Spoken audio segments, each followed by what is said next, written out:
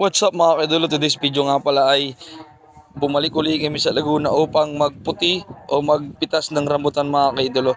At kasama ko nga pala ngayon si paring Jay Sagon at saka si paring Marvin Mabunga mga kaidolo. Dahil sila yung hindi nakasama nung nakaraang linggo ng unang punta namin sa Laguna mga kaidolo. Kaya sila yung ginising ko mga kaidolo. Umagang-umaga yung ginising ko agad sila para maranasan nila yung pag-aani ng rambutan at kung gaano kalayo yung aming nilakad mga kaidolo. Ayun na. Nandito na kami mga kaidolo, pinabilis ko na agad. Nandito na agad kami sa pwesto ng aming pipita sa mga kaidolo. Ayun na. At eto na mga kaidolo, ayun na. Papakita ko sa iyo kung gaano kapupula at karami ang rambutan dito mga kaidolo.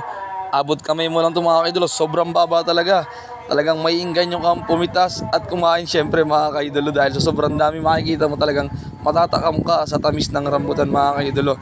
Sabi nga ay fresh from the tree mga kaidolo. At yan na, si paring Jay kagad ang unang nanungkit na yung mga kaidolo. At nandito lang kami kasama si Nanay Rosie at si Tata Indo mga kaidolo. At eto na mga kaidolo, pinabilis ko na uli kagad. At nakadalawang sako kami at sambag at saka isang eco bag mga kaidolo. No? Sobrang dami mga kaidolo. For the day's video. At hanggang dito na lang mga kaidolo. Maraming salamat sa patuloy na nanonood, nagpa-follow, nag-share ng aming mga video. Pagpalain tayo ng Panginoon Diyos. God bless you all. I love you.